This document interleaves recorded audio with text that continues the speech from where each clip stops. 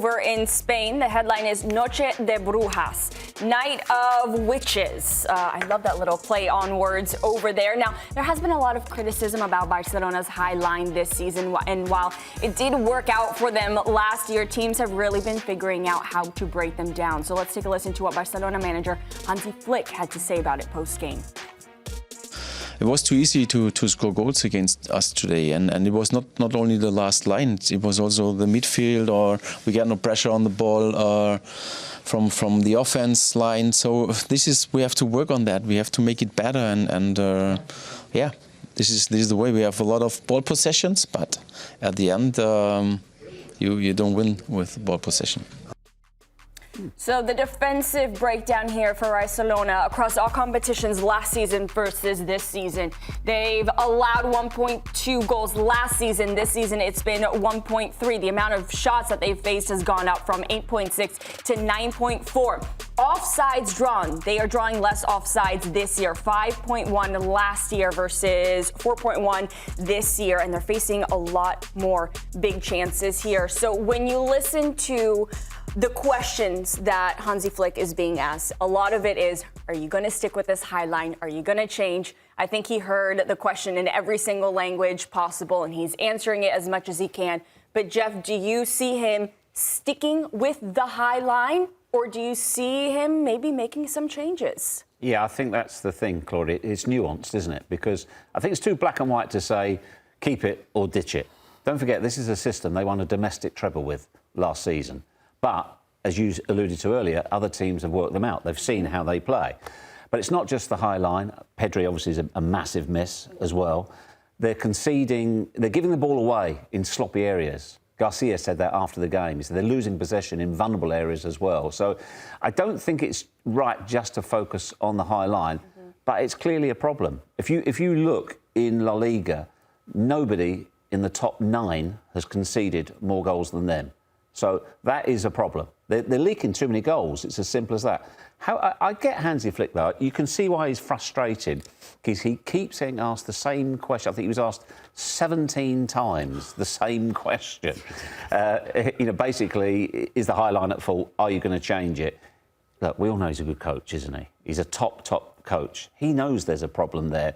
They will have to adjust something, but I don't see him ditching his principles completely. Personally, I don't think he should. Aaron, do you think he should just go back to the drawing board? It's what you just said. It's nuance. It's the tweaks. Barcelona have built their identity on this high line, counter-pressing, keeping possession, playing beautiful football. Hansi Flick has built his identity on it. They do have to change something, but not wholesale for me. Hansi Flick said we don't win duels. Frankie de Jong said we're a bit weak on counterattacks. A little bit of an understatement. We're a bit weak on counterattacks, tracking runners. That is the biggest issue. They don't track runners. There is no counter-pressing immediately after they lose the ball. There's no pressure in midfield. There's no leadership in the back. When Inigo Martinez left this Barcelona team, a massive gap opened up in the middle of this Barcelona center defense. They don't have to change everything, but they really do exactly like Geoff said. They have to tweak more than a couple of things to really make this work. You look at those goals, and they're poor goals to concede, aren't they? 100%. And also, in the Champions League, you go away from home, you score 3 goals, you don't win the game. It's a recipe for disaster. I think overall, there's a level of self-accountability that Barcelona have to take and look at themselves. And it's easy just to point at the back line and say it's just the back line's fault, but it's actually a little bit deeper than that. It's an element of, I would say, being a little bit disrespectful to your opponent and thinking to yourself, especially whether it's domestically or in the Champions League, we don't need to prepare in terms of for anybody that's coming towards us. Whether they call that arrogance, I heard that was used a couple of times in a couple of different sets yesterday. I'm not going to go that far, but what I would say is it's creeping on disrespectful, because naturally, as any defender, it doesn't matter what level you play at, as soon as your opposition gets the ball, your immediate reaction is to drop. I've watched Barcelona a number of times now, and I've watched them from the beginning of this Flick system to now, and they have this sense where they want to squeeze. You can only squeeze, as Aaron alluded to, unless if the counter press is there. And that means that your trigger points in terms of your midfielders or your forward line understand that we're going to close down the ball, so you're coming with us. If nobody presses the ball, and at the same time, there's a massive gap between the defence and the midfield. You're going to find players, and it doesn't take a world-class player. And don't get it twisted, Vanaken is incredible. But yesterday, he looked like the second coming of Totti in terms of the spaces he's finding, the time he had in between the ball. But if you realise, in his mind, he already had a picture of what was happening around him. There was no point he needed to get his head up because he knew in terms of, I need to find a space in between either fullback, and I'm going to play it in behind. And Forbes was working off one side, Trossardi was working off the other, Zolis was working in another space, and it was just so easy to understand as to how to hurt this Barcelona team. That tells me, no matter who you are, doesn't matter what sport you play, boxing, basketball, football, it all translates into the same thing. As much as your offense is fantastic, you need to also worry about what your opposition is doing to you, or else you will get found out. And everybody across Europe has worked out how to beat Barcelona, or at least hurt them. And they haven't made any adaptability to turn around at any point and say, OK, we're going to respect our opponents a little bit more and drop 15 yards. Against Newcastle, they did it. They were hurt in the first 15 minutes, right? There was a number of times Elanga got in behind. And they said, OK, we're going to drop 15 yards deeper. That's the best performance I've seen them with defensively all year. Yet they haven't adapted again in a Champions League, and they will get found out time after time unless they make some adjustments. Should the goal have stood? Well, let me put it this way. Both of us have covered Wojciech Szczęsny. How many times have you seen him do that in your life? I personally, I don't think it's even a question. It's a foul. It's a foul all day long. It is a foul, but at the same time, a goalkeeper should never find themselves in that type of situation. You've given encouragement for the striker to... Yep, you've invited him, haven't you? You've invited it. And that right there, that freeze frame, since they want to freeze VAR so much, why didn't they freeze frame the fact that there is no actual, I would say, attack from the defender in terms of the striker in that position towards Wojciech Szczęsny? Wojciech Szczęsny actually kicks him. And at that point, what is he supposed to do? He's trying to block. He's actually trying to block the pass. He's actually not trying to tackle Szczęsny at all. He's trying to block the pass. Szczęsny's found himself in an awkward situation. Watch it. Yeah, but you know the laws of the game now and the way they're implemented. That's a foul all day long. Yeah. I don't know. I've seen worse decisions. That happens 50 yards up the pitch. You don't even get anything for that. You don't even get a look apart from the referee telling you to get up. Hang on, you're now applying common sense and logic to VAR, which we both know is a waste of time. And Szczęsny only goes down because he knows he's going to be given a foul in that situation. Correct. And that doesn't necessarily constitute to it being a foul. Yeah. That's someone using their brain and Come on, understanding, I'm in trouble here. Mate, you're hedging your bets. Foul or not? No, I wouldn't have given them. I would have taught him a lesson. It's a foul. It's not. OK, if it's a foul, what point has the defender, again, the striker in the situation, been aggressive towards He has to be aggressive. the goalkeeper? He's made contact with him and he's brought him down. Watch it again. Who's made contact with who?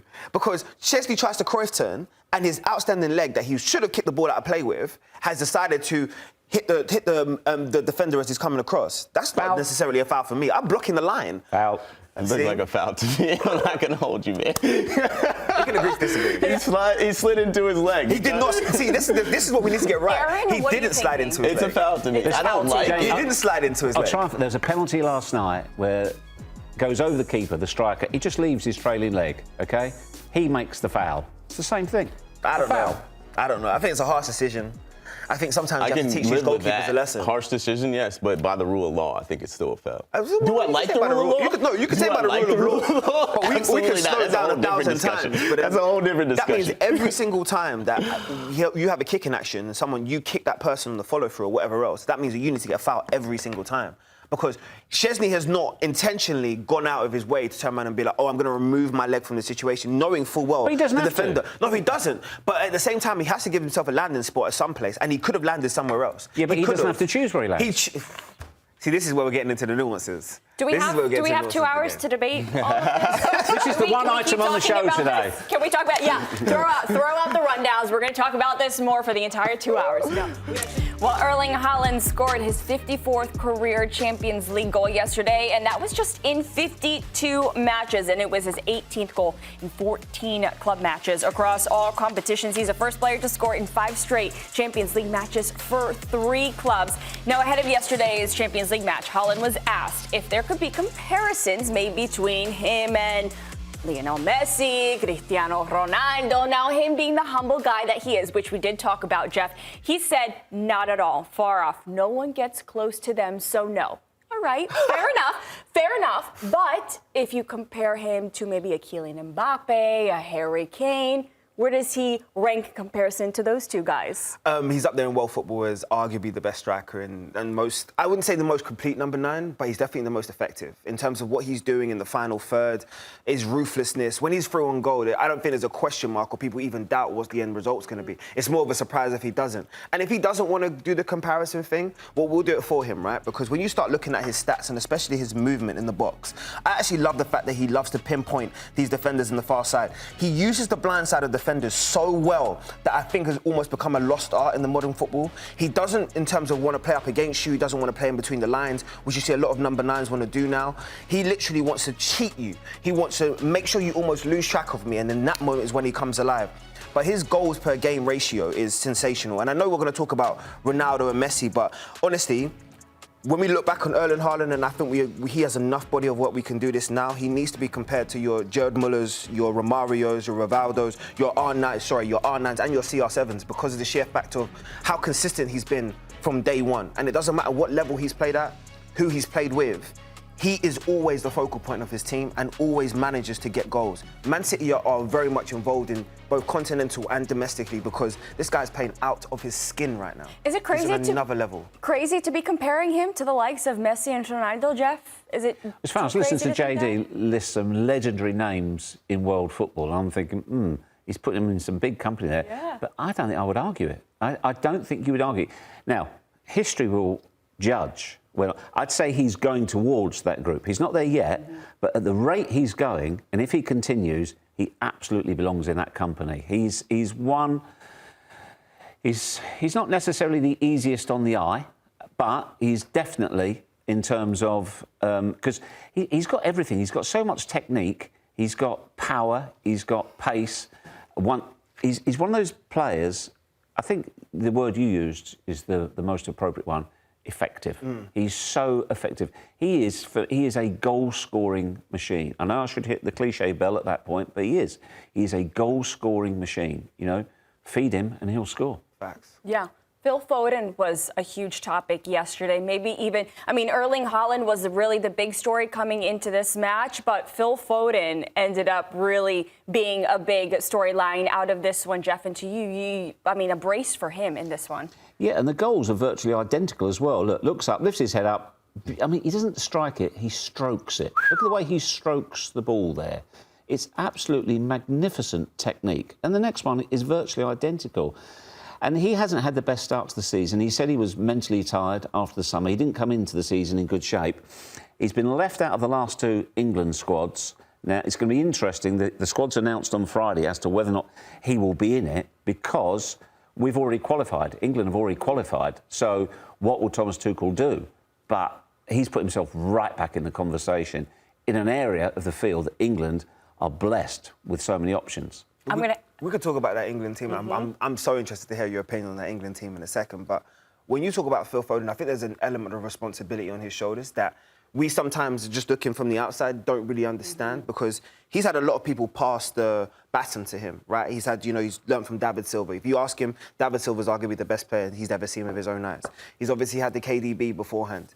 But now he is the focal point in terms of the creativity, the goals, the contributions that need to be given to support someone like Erling Haaland.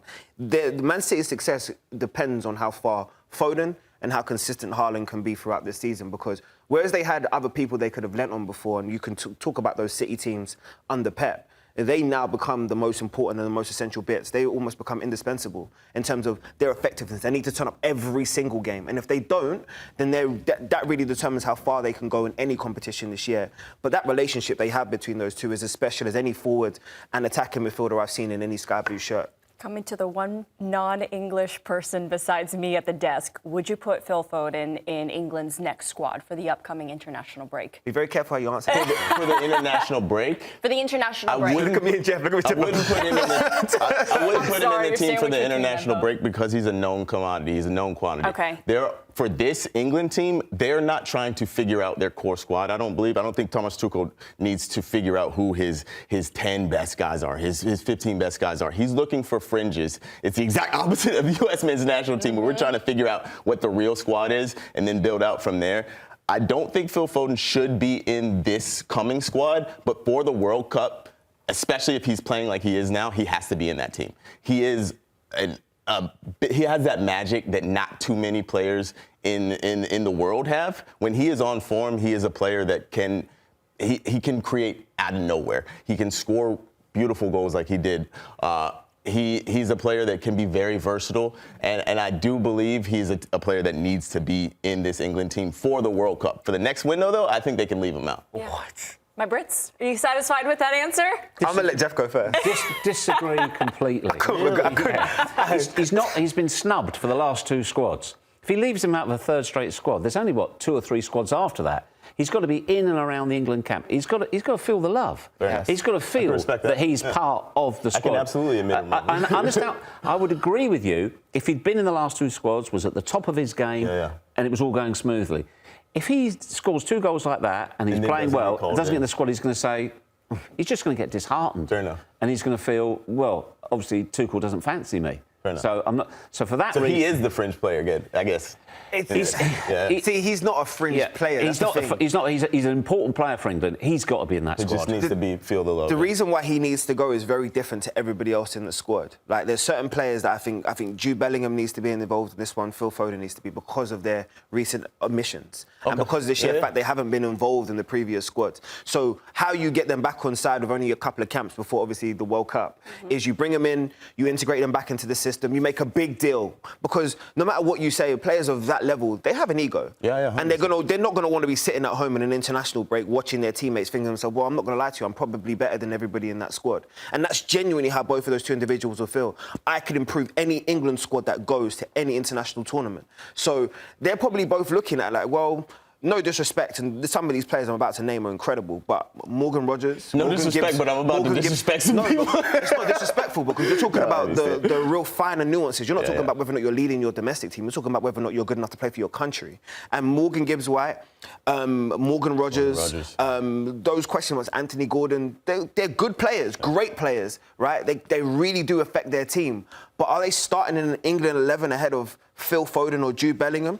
Probably not. So are those the type of players you would then bring, like a Morgan Gibbs-White, Morgan Rogers, Anthony Gordon, to this one alongside those guys? Should I be honest with you? This is the most important squad selection that Thomas Tuchel has had in terms of as an England manager. I got you. Because this is now the opportunity for you with everybody thriving, everybody fit, Jude's back in form, Phil's back in form. Now you have to really showcase who's your best 24 that you're taking. And those fringe players that we're talking about, they've had their previous camps. They've had their opportunity to showcase what they could do. If they're not good enough right now, then they can't be thinking about the USA. You might as well start booking Mykonos and Santorini and think about where I'm taking my family this summer and where I'm supporting my team for England. Because there's certain players in that squad that need to go. Genuinely because England need to win this World Cup. So you guys are approaching this differently. You guys, I it like sounds their like you approach, guys, though. You're thinking who are maybe some of the extra players, those fringe players. You guys are like, all right, we already know our squad. Get them together. Time Time for experimenting has gone. Done. That's gone. It's done. So interesting. We're coming at it. I mean, maybe you think from the I'm thinking how we're thinking the US, what's going on with our squad, and maybe we're kind of thinking about that for the English squad. I like the angle. I like the emotional. I understand what you're doing because you're trying to think about the overall group and thinking about trying to improve everybody's. But we're not at that stage anymore. 100%. Like we're past the dating stage. It's either we're going to work this out and we're going to be committed, or Where's we're the not. ring? It's very simple. it's time for Thomas Tuchel. He's either swipe right or swipe left. Simple. Oh, look at Geoff up with the terminology. There we go. The old boy's got the lingo. Thanks for watching this video from Morning Footy. For all news and insights regarding leagues around the world like EFL, Serie A, and all UEFA competitions, both men's and women's, don't forget to sign up for Paramount+.